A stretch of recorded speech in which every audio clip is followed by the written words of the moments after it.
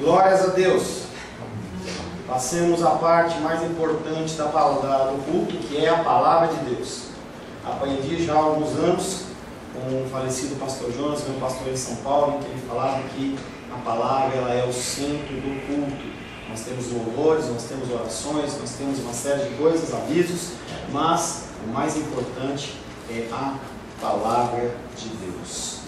Semana passada estivemos meditando sobre o tema Jesus e a abundância na multiplicação. Diferente da antiga aliança, em que o maná ele era distribuído conforme a necessidade do dia, Jesus na nova aliança ele promete prosperidade, promete abundância. O versículo que ficou da semana passada foi João capítulo 6, verso 13, que diz: eles os recolheram e encheram 12 cestos com os pedaços dos 5 pães de cevada que sobraram do que haviam comido. Diferente da teologia da prosperidade, esse milagre teve a intenção de mostrar a dependência que devemos ter de Deus e sua consequente provisão abundante para aqueles que são submissos, para aqueles que têm o coração contrito e entregue aos pés do Senhor. Somos chamados a buscar o reino de Deus e a sua justiça, propagando as boas novas entre os perdidos, e como Jesus nós temos que ser sal da terra e luz do mundo. Quero convidar você a abrir a palavra de Deus no Evangelho de João, capítulo 6, verso 1 em diante. Nós vamos estar encerrando a primeira perícope. Pastor, o que é uma perícope? É um bloco de assunto, é um assunto que é tratado, e nós temos esse assunto que chama multiplicação dos pães, que ele é tratado do verso 1 ao verso 15. Evangelho de João, capítulo 6, versos de 1 a 15. Assim diz a palavra de Deus: depois dessas coisas atravessou Jesus o mar da Galileia, que é o de Tiberíades. Seguia-o numerosa multidão, porque tinham visto os sinais que ele fazia na cura dos enfermos. Então subiu Jesus ao monte e assentou-se ali com os seus discípulos. Ora, a Páscoa, festa dos judeus, estava próxima. Então Jesus, erguendo os olhos e vendo que grande multidão vinha ter com ele, disse a Felipe: onde compraremos pães para lhes dar a comer? Mas dizia isso para o experimentar, porque ele bem sabia o que estava para fazer. Respondeu-lhe Filipe: não lhe bastariam 200 denários de pão para receber cada um o seu pedaço? Um de seus discípulos, chamado André, irmão de Simão Pedro, informou a Jesus: está aí um rapaz que tem 5 pães de cevada e 2 peixinhos. Mas isto, que é para tanta gente? Disse Jesus: fazei o povo assentar-se, pois havia naquele lugar muita relva. Assentaram-se, pois, os homens em número de quase 5.000. Então Jesus tomou os pães e, tendo dado graças, distribuiu entre eles, e também igualmente os peixes, quanto queriam. E quando já estavam fartos, disse Jesus aos seus discípulos: recolhei os pedaços que sobraram, para que nada se perca. Assim, pois, o fizeram e encheram 12 cestos de pedaços dos 5 pães de cevada que sobraram aos que haviam comido. Vendo, pois, os homens o sinal que Jesus fizera, disseram: este é verdadeiramente o profeta que deveria vir ao mundo. Sabendo, pois, Jesus que estavam para vir com o intuito de arrebatá-lo, para o proclamarem rei, retirou-se novamente sozinho para o monte. Palavra do Senhor, amém? Amém. Senhor, louvamos, adoramos e bendizemos o Teu nome por mais esse tempo de leitura da Tua palavra. A Tua palavra que é rica, que é viva e eficaz. Nós, Pai, estamos cansados de discursos humanos e queremos receber, Pai, a Tua mensagem. Pedimos, Pai querido, que o Senhor venha através do Teu Espírito Santo a capacitar aquele que vos fala, Senhor. Pai, nós queremos pedir que o Senhor possa, Pai querido, me utilizar como instrumento da Tua vontade. Não há capacitação, não há entendimento, não há sabedoria humana que possa tornar o ser humano digno de poder proclamar a Sua palavra. Humildemente me coloco na Tua presença, na Tua dependência, e peço que os meus irmãos e as minhas irmãs possam receber um recado santo aos seus corações. Em nome de Jesus. Amém. Esse capítulo 6, ele começa falando depois de todas essas coisas. E aí, como nós estamos fechando esse bloco, eu faço um breve resumo. Jesus Cristo, ele tinha acabado de sair daquele contexto da cura do tanque de Betesda, em que os fariseus se levantam para reclamar com Jesus, porque ele estava fazendo algo no sábado que não era permitido. Os judeus não estavam preocupados com a saúde daquele homem, eles estavam preocupados para que os regulamentos e as normas fossem seguidos. E toda uma discussão ocorre no final do capítulo 5 do Evangelho de João, entre Jesus e aqueles homens que são religiosos. Jesus Cristo, por estar se chegando a Páscoa, ele decide se afastar daquele lugar e ir a um monte, de um outro lado do mar, um mar de Tiberíades, que na verdade nós já falamos, ele é um lago extenso, mas um lago. E Jesus Cristo, ele sobe aquele monte, e complementarmente em Marcos, ele, quando está subindo o monte, ele se vira e ele vê que uma grande multidão, talvez parte daquelas pessoas que ouviram falar dos seus milagres e maravilhas, que estavam cansados daquela religiosidade judaica, deixam o religioso para buscar Jesus. E ele passa toda uma manhã, passa o início da tarde, ensinando e curando as pessoas. No fim da tarde, Jesus Cristo olha para aqueles homens cansados. Não eram só homens, a palavra de Deus fala em 5.000 homens aproximadamente, mas nós podemos pensar, contando mulheres e crianças, em algo em torno de 20.000 pessoas. Era muita gente. Jesus Cristo olha para aquelas pessoas e se preocupa: o que eles vão comer? Nós não podemos despedi-los desse jeito, sem uma alimentação. E aí ele olha para um discípulo e fala: discípulo, olha para Filipe e fala: Filipe, como é que nós vamos alimentar esse povo? Filipe olha para ele, dá uma risada e fala: poxa Jesus, se a gente tivesse 8 meses de salário, se a gente fosse 200 denários na nossa mão, a gente não teria o suficiente para comprar pelo menos um pedaço de pão para cada um. Ia só enganar a fome. Jesus Cristo já sabia o que ia fazer, e aquele homem ainda estava preso a um culto religioso em que se precisava de dinheiro.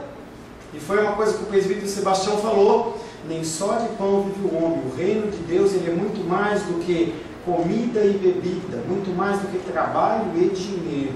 Mas aquele homem ainda continuava naquele ciclo. Aparece André, irmão de Pedro, olha para Jesus e fala assim: olha, tem um rapazinho aqui, tem um menino aqui que fazia a representação de todo o povo que era carente e dependente. Tem 5 pãezinhos e tem 2 peixinhos. Esses pãezinhos são pãezinhos de cevada, não são pãezinhos de gente rica, porque rico, segundo a cultura judaica, come pão de trigo. Para os judeus você é rico. E aí Jesus Cristo pega aqueles pães, dá graças a Deus e manda aquele povo todo se assentar. Também complementarmente Marcos fala que foi dividido de uma forma bem ordeira, grupos de 100, grupos de 50, para que a coisa fosse feita de uma maneira ordeira. E Jesus Cristo, ele não passa essa tarefa de divisão dos pães e dos peixes a ninguém. E ele vai distribuindo para cada pessoa o pãozinho e o peixinho conforme eles comiam. Hoje nós falamos sobre fartura de manhã e novamente a gente fala sobre ser fartos. As pessoas comeram o quanto quiseram. Jesus Cristo estava ensinando para aquele grupo, em especial para os discípulos, que a igreja ela não vem para ser servida, os cristãos eles não vêm para ser servidos, mas para servir. E aí Jesus Cristo olha para aqueles homens depois que ninguém aguentava comer mais nada e fala assim: recolhe o que sobrou. 12 cestos foram separados de sobras cheias até a tampa de pães e peixes que as pessoas não conseguiram comer. Também um outro sinal profético mostrando que esses 12 cestos são representativos das 12 tribos de Israel, em que o próprio Senhor Jesus ele é capaz sim de alimentar todas as tribos de Israel. E aí aquele povo, quando vê esse milagre de multiplicação, rapidamente eles lembram lá de Deuteronômio, lá do início da Bíblia, quando Moisés ele falou assim: olha, fica ligado, porque uma hora vai aparecer um homem, um profeta como eu, a eles vocês devem ouvir e devem seguir. E aí nós entramos na palavra de hoje, que é o versículo 15 do capítulo 6. Nós temos como palavra, o título da nossa palavra é Jesus é Rei, não como os homens querem. Há muitos tipos, qualidades e formas de Jesus por aí. Mas o Jesus bíblico, ele é apenas um. João capítulo 6, verso 15 é o versículo que nós vamos meditar esta noite. E ele diz o seguinte: sabendo, pois, Jesus que estavam para vir arrebatá-lo para fazê-lo rei, retirou-se novamente sozinho para o monte. Após a multiplicação dos pães e a lembrança das promessas mosaicas sobre o Messias, o povo se agita e tem um forte propósito de fazer Jesus rei daquela terra. Se o primeiro profeta Moisés tinha conduzido o povo para fora da escravidão do Egito, Jesus certamente seria aquele que ajudaria eles a escaparem da servidão, da escravidão de Roma.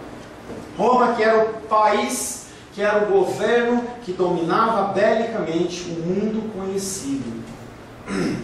Quer Jesus tenha esse entendimento de forma sobrenatural, quer ele tenha analisado a situação, vendo o mover das pessoas, o cochichar das pessoas, o Evangelho não diz, mas ele percebe que houve uma agitação e que as pessoas estavam querendo tomar essa atitude de fazê-lo rei.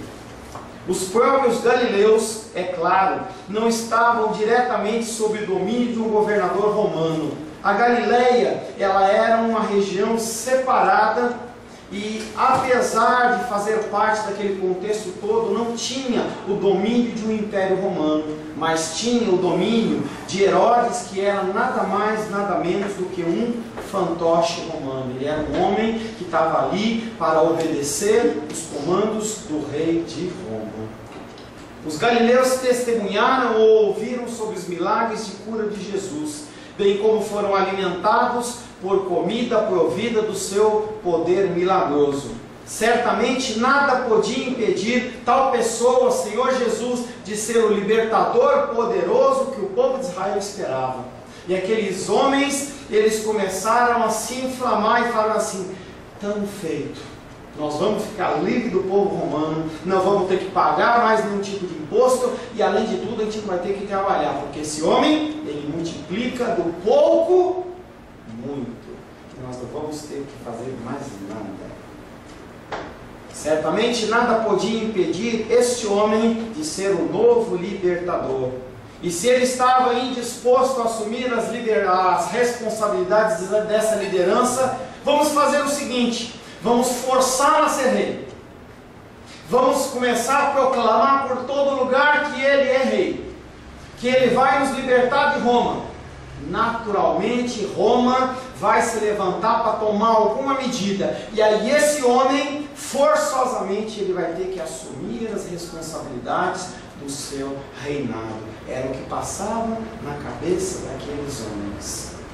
Jesus pretendia tomar ou fazer com que o povo fosse livre, mas eles queriam renunciar à sua liberdade. Jesus pediu-lhes generosamente amor, eles estão lhe oferecendo generosidade e amor, e eles querem ser obedientes. Jesus quis associá-los à sua obra, mas eles querem é mesmo um rei, eles querem é mesmo um chefe, eles querem alguém para passar a responsabilidade. Algo que já tinha acontecido no antigo Israel. 1 Samuel capítulo 8, verso 4 e 5. Deus, ele comandava o povo de Israel como seu Deus. As outras nações tinham reis, mas o povo de Israel não tinha rei. Quem governava era o Senhor. Então os anciãos, todos Israel, se congregaram e vieram a Samuel, o último dos juízes, a Ramá, e lhe disseram: vê, já estás velho, e os teus filhos não andam pelos teus caminhos. Constitui-nos, pois, agora um rei sobre nós, para que nos governe como tem todas as nações. Aqueles homens não queriam mais o governo de Deus, eles queriam que um homem os dominasse. Muitas vezes nós usamos de artifícios humanos para tirar o domínio de Deus das nossas vidas. E aí nós colocamos o trabalho, nós colocamos a família, nós colocamos a escola, nós colocamos uma série de coisas que ficam na frente do nosso Deus.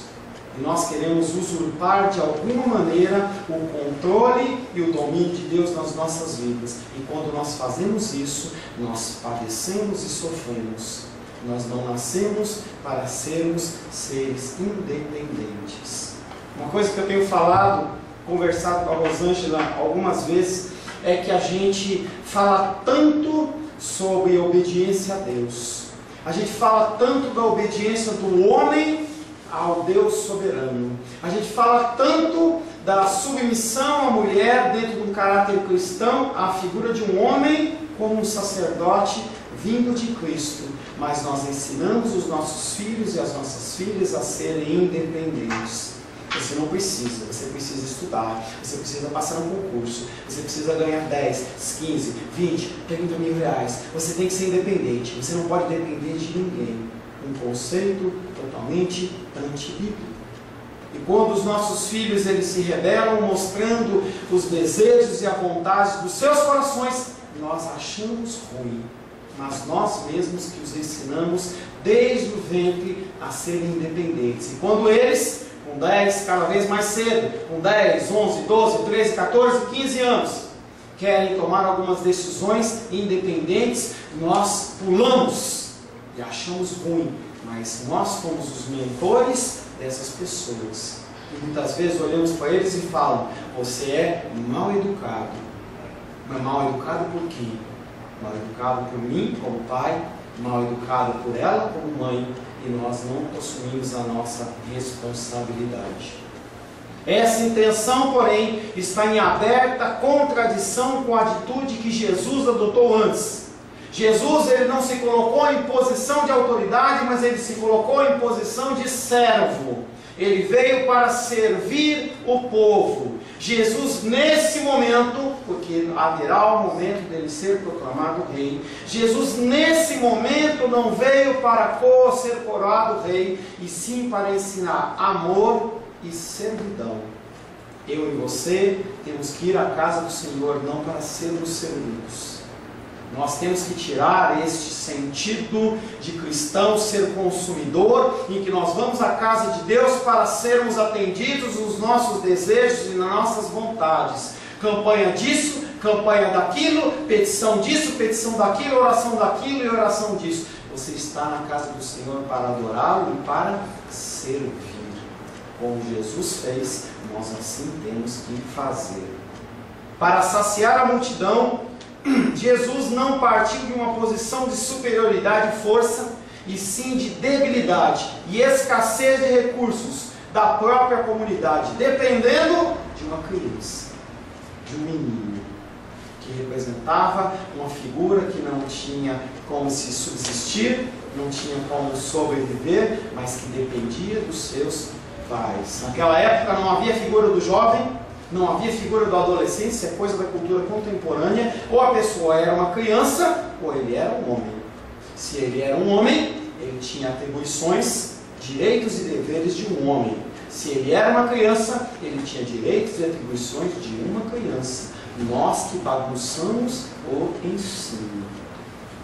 A fonte de abundância que abriu é a generosidade de Deus, capaz de multiplicar o que parece desproporcional ao seu objetivo. Ele multiplica 5 pãezinhos e 2 peixinhos e alimenta 20 mil pessoas. E se não tivesse, ele fazia aparecer. Lá em Mateus capítulo 4, Satanás olha para ele e fala assim: você está com fome, Jesus? E depois de ficar tanto tempo sem comer, transforma essas pedras em pães. Satanás sabia que ele poderia fazer do nada aparecer alimento. Ele não precisava. Ele usou aquele menino de uma forma pedagógica para mostrar a dependência dele perante Deus. Ele é a fonte abundante.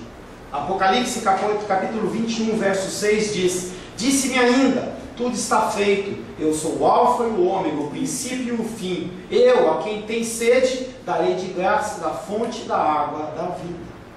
O Senhor Jesus Cristo, Ele tem abundância para a sua vida.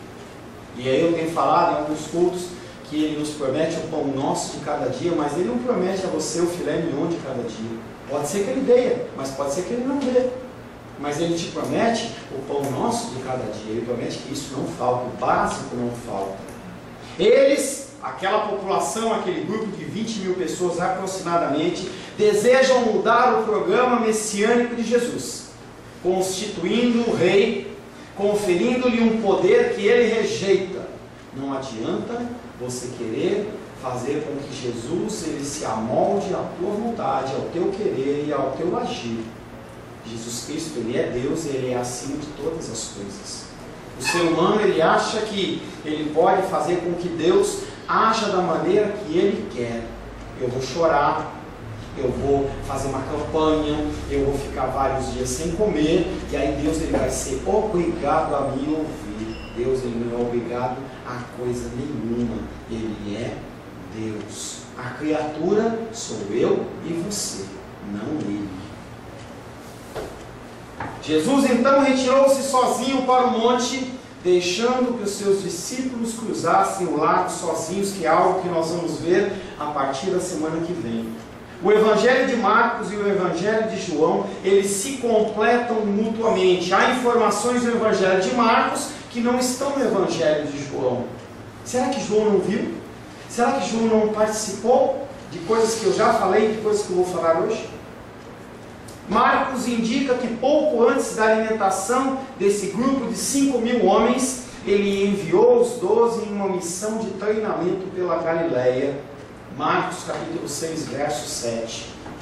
Chamou Jesus os 12 e passou a enviá-los de 2 a 2, dando-lhes autoridade sobre os espíritos imundos, algo que aconteceu, mas que João não relata, mas Marcos relata. Os resultados foram tão espetaculares que Herodes Antipas ficou agitado e se questionou se aquele homem não era o João Batista, que ele mesmo tinha decapitado, que tinha voltado à vida. Marcos capítulo 6, verso 14. Chegou isso aos ouvidos do rei Herodes, porque o nome de Jesus já se tornara notório, e alguns diziam: João Batista ressuscitou dentre os mortos, e por isso nele operam forças miraculosas. À luz dessa popularidade com as multidões, Jesus tinha cruzado para outra margem do lago, junto com os seus discípulos, para conseguir se preparar para a Páscoa, sair de todo esse agito, de todo esse holofote, de toda essa movimentação. Mas a multidão crescente correu dando a volta pelo extremo do lago e encontrou Jesus lá onde ele estava. Escapar de Herodes foi fácil, mais fácil que escapar da multidão. Jesus então os ensinou e os alimentou, porque teve compaixão deles, porque eles estavam como ovelhas sem pastor. Marcos capítulo 6, verso 34. Ao desembarcar, viu Jesus uma grande multidão e compadeceu-se deles, porque eram como ovelhas que não têm pastor, e passou a ensinar-lhes muitas coisas. Eu não sei o que é pior, se a pessoa não ir para a igreja ou ela ter um mau pastor. E hoje pela manhã a gente conversava, que foi até uma questão que a Diane, que não está aqui, ela levantou, que foi sobre como ficam essas pessoas que têm aprendido coisas erradas. E você pode ter certeza que as pessoas, elas estão dentro da igreja, estão aprendendo coisas erradas, e elas estão indo para o inferno. Porque não basta você estar na casa de Deus, não basta você ter uma carteirinha de igreja, não basta você ser frequente, mas você tem que conhecer a palavra de Deus. E as pessoas têm ensinado coisas que não estão na palavra. Falava há 2 semanas atrás, numa aula, não sei se eu cheguei a falar aqui, em que foi feito um estudo no estado de São Paulo, em que se levantaram uma série de questões teológicas e bíblicas que tem que fazer parte de um culto. Num culto tem que se falar de pecado, num culto tem que se falar de salvação, tem que se falar de Jesus, tem que se falar do amor de Deus, tem que falar desses elementos, tem que falar do inferno, tem que falar da volta de Cristo. E alguns desses elementos têm que fazer parte de um culto. e fez uma pesquisa em uma série de igrejas, eu não sei dizer se no estado ou na cidade de São Paulo. Entrou-se em igrejas batistas, em igrejas presbiterianas, em igrejas da Assembleias de Deus e todas essas diversidades de denominações que tem por aí, como a nossa. E as pessoas elas se sentavam caladinhas e ouviam a pregação. E chegou-se à triste constatação que em 95% das igrejas cristãs evangélicas não se prega o Evangelho. Se prega gnosticismo, autoajuda e prosperidade. Triste constatação. A gente ouve os programas nas televisões em que as pessoas elas ficam apresentando testemunhos em cima de testemunhos, em cima de testemunhos, e aquilo não gera fé nenhuma, porque a única coisa que gera fé é a palavra de Deus. É mais fácil você ouvir uma pessoa falar um versículo em 5 minutos do que eu vim aqui na frente colocar alguém para colocar um testemunho, a pessoa falando da vida dela, fala, você fala legal, muito legal, você se emociona, bate palmas, e na segunda-feira você está perante o seu problema e você não tem fé. O testemunho que Jesus Cristo pede para a gente dar, claro, falar das coisas que Ele tem feito, sim, mas o testemunho é: nós somos pecadores, todos nós temos um Salvador que chama-se Jesus Cristo, que morreu para me salvar do inferno, e se eu me render a Ele, se eu me arrepender dos meus pecados, eu tenho salvação e vida eterna. Esse é o testemunho que a palavra pede para você dar. Não é para você vir na frente e ficar lá, ó, Deus Ele me curou, Deus Ele me deu um carro, Deus Ele me tirou numa ciranda financeira. Essas coisas são importantes, mas não são essenciais. O essencial é falar da palavra de Deus. É ela que gera mudança no meu coração e no seu coração. Qualquer outra coisa é balela, é coisa fria.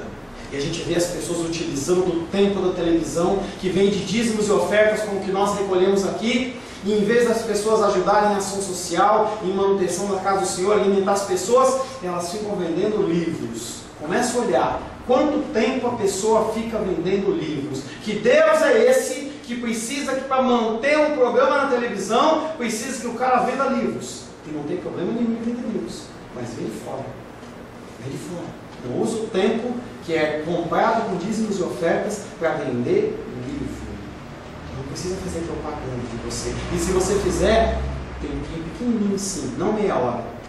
Coloque a palavra de Deus. Não sei se é pior você não ter pastor ou você ter um mau pastor. Jesus bem sabia o que tipo errado de rei não somente os desviaria das coisas que realmente importavam, mas podiam conduzi-los a um conflito com Roma. Se alguém fosse levantado como rei naquele momento, fora do tempo de Deus, Roma ia se levantar com o seu poderio bélico e ia esmagar aquela rebelião, como aconteceu em 70 depois de Cristo, quando os judeus se levantam e Roma vai lá e marcha em Jerusalém e acaba com tudo. Só sobrou aquele muro em que os judeus eles ficam lá fazendo aquelas orações, e é o muro das lamentações. Só sobrou aquilo da suntuosa Jerusalém, do suntuoso templo, porque o resto foi destruído. Jesus sabia disso. E as pessoas elas acham que não, quem se levanta contra mim, quem se levanta contra mim quando faz eu acontecer um problema é o diabo. O diabo é nada mais, nada menos do que um funcionário de Deus. Ele é criatura, ele está abaixo de Deus e ele é utilizado pelo Senhor muitas vezes para colocar você no seu lugar, como fez com o povo de Israel. Se você lê o povo de Israel, depois que eles tiveram o desejo de ter rei, que Saul é levantado como rei, só vê o povo fazendo o que é mal aos olhos do Senhor, fazendo mal, e o Senhor ele levanta Nabucodonosor num momento, e Nabucodonosor ele faz 3 empreitadas contra Jerusalém, destrói também todas as coisas, leva as pessoas cativas. Não adianta querer culpar o diabo. Nabucodonosor ele foi um instrumento de Deus. E às vezes Deus ele permite a sua vida ser sacudida para ver se você acorda. Porque o tempo está passando. O tempo está passando, o tempo está passando, e você simplesmente não acorda. Parece que é aquele hino do Brasil, deitado em berço esplêndido, como você achasse que nunca você fosse acontecer nada com a sua vida, mas acontece. Eu amarro, eu repreendo Satanás. Não é Satanás, quem está no controle da situação é Deus. Ou você crê num Deus que não pode lutar contra Satanás. São as duas opções.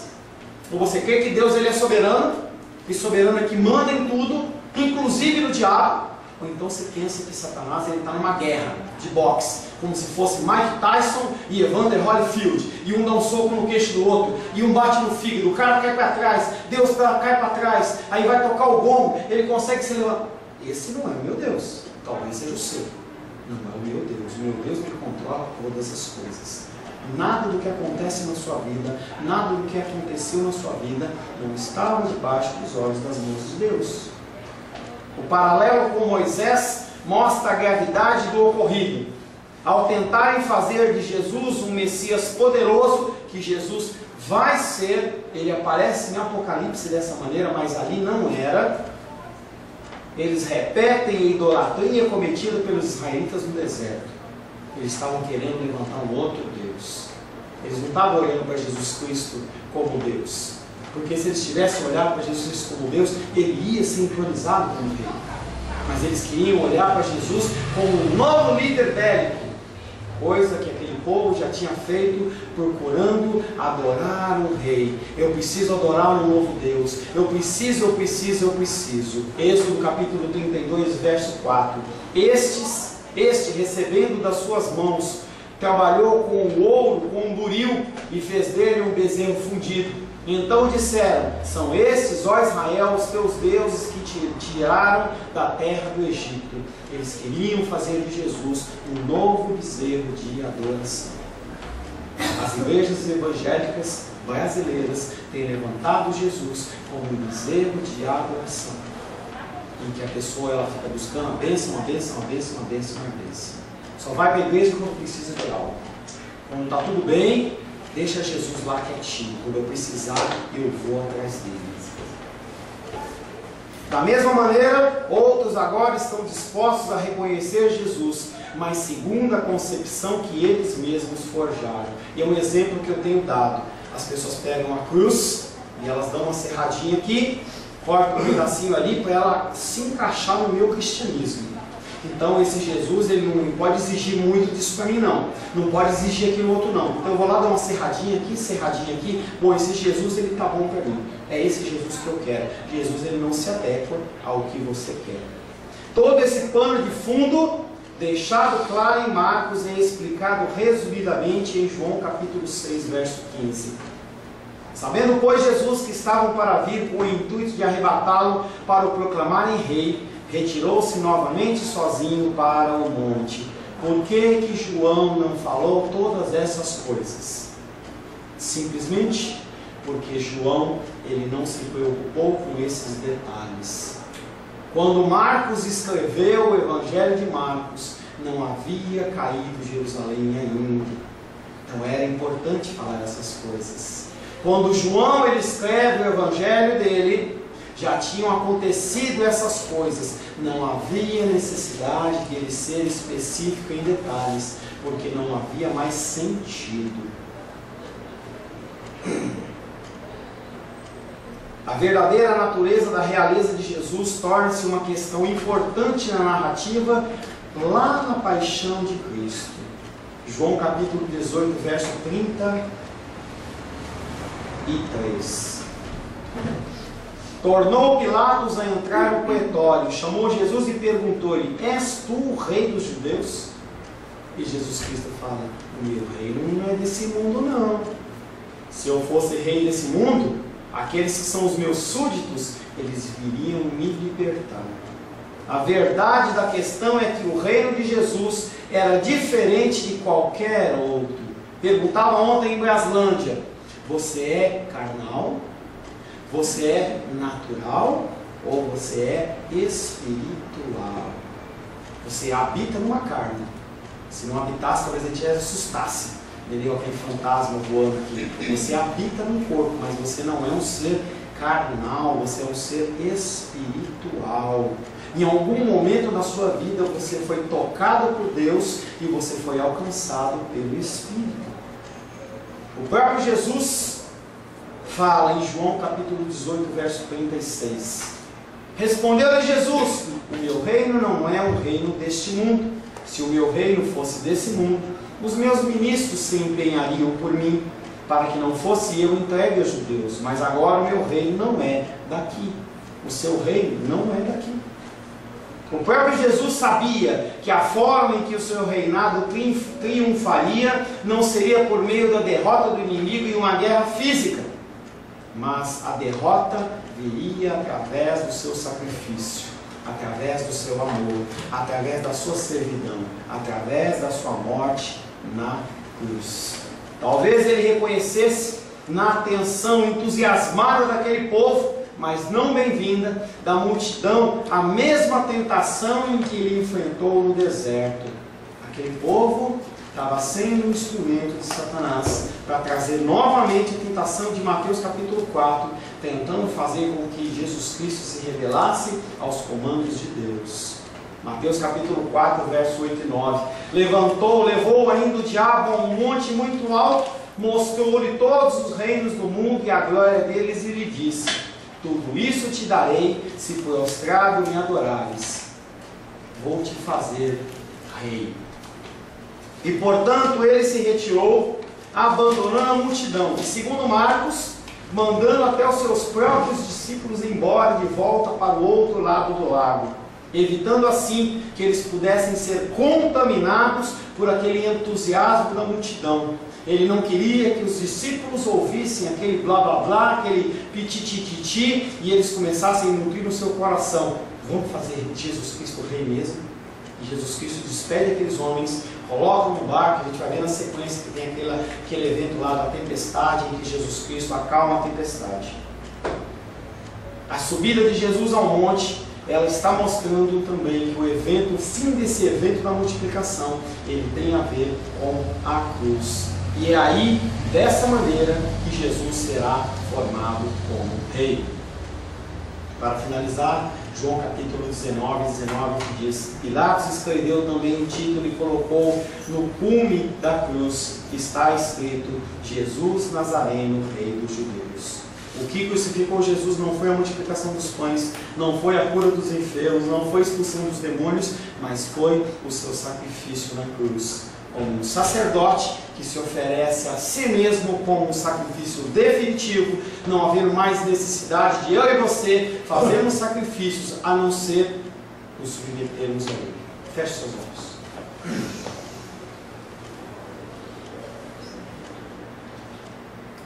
Senhor Deus, Tu és louvado, adorado e bendito nas nossas vidas, e nós te agradecemos pelo Teu grande amor, pela Tua graça, pelo Teu sacrifício na cruz. Muitas vezes, Pai, nós queremos transformar o Senhor conforme a nossa vontade, conforme o nosso querer. Queremos que o Senhor seja um Deus gênio da lâmpada, que nos concede o que nós queremos. Nós queremos transformar o Senhor num gênio, num Deus Papai Noel, que aparece quando nós precisamos. Nós queremos que o Senhor, Pai querido, atenda apenas às nossas necessidades, quando na verdade, a partir do momento em que nós somos inseridos na Tua Palavra, inseridos no Teu reino, nós passamos a ser escravos do Senhor. Não temos mais vontade, não temos mais desejo, mas nós nos satisfazemos em viver na Tua dispensação, na Tua vontade, no Teu querer. Ensina-nos, Senhor, a observar a Tua Palavra e ver a forma verdadeira do Senhor. Que nós não sejamos levados por ventos de doutrina, que nós não sejamos levados a adorar deuses como bezerros de ouro, mas que nós nos submetamos apenas, única e exclusivamente ao Senhor Jesus Cristo, o nosso Senhor. Em nome de Jesus, amém. Glórias a Deus. A paz seja convosco. Meu nome é Paulo César. Eu sou pastor da Igreja Cristã Semente de Vida, aqui em Brasília, Distrito Federal. Me alegro que a palavra tenha te alcançado. A palavra faz isso. ela alcança as pessoas aonde quer que elas estejam. E você foi agraciado com esta palavra. Não que eu tenha nada especial a te dizer. A palavra ela é suficiente e ela usa quem ela quer. E eu me alegro por ter sido um canal para poder te abençoar. Mas eu quero te dizer que não basta você ser um ouvinte. Não basta ser uma pessoa que se alegra quando você ouve a palavra de Deus. A vida ela é feita de decisões. Se você está ouvindo essa palavra hoje, eu creio que o Espírito Santo tem um propósito especial com você. Muito mais do que prosperidade, muito mais do que uma cura física, uma cura emocional ou espiritual, Ele quer te alcançar para a vida eterna. Nós investimos nosso tempo, nós investimos as nossas forças em coisas terrenas, mas o Senhor Ele tem muito mais a oferecer. Ele tem sim para você a cura, Ele tem sim para você a prosperidade, mas Ele tem muito mais que isso. Submeta-se a um Deus que Ele é capaz de mudar e transformar a sua vida por completo. Creio que o Espírito Santo Ele é capaz de tocar o teu coração. Quero pedir que você curve a sua cabeça. Senhor, em nome de Jesus, coloco na tua presença essa vida que ouve esta ministração, que ouve esta palavra. Pai, eu não tenho capacitação nenhuma, mas o teu Espírito Ele é capaz sim de tocar nesta vida, gerar nela mudança, transformação, arrependimento, e que ela possa simplesmente bater no peito, convencendo-se que é pecadora e que precisa de um Deus salvador. Não há um caminho a ti, meu Deus, que não seja através de Cristo. E eu lhe peço, Pai querido, que você alcance essa vida e ele possa sim tomar uma decisão pessoal pelo Senhor, em nome de Jesus. Amém. Amém, meu querido. Amém, minha querida. Fico contente que você esteja ouvindo essa ministração até o fim. E peço que você não se limite a ouvir os cultos pela internet. Você procure perto da sua casa uma igreja, um lugar que proclame a palavra do Senhor. Eu oro para que o Espírito Santo te direcione nessa busca, porque muita coisa tem sido oferecida que não é o Evangelho. Eu abençoo a sua vida em nome de Jesus. Amém.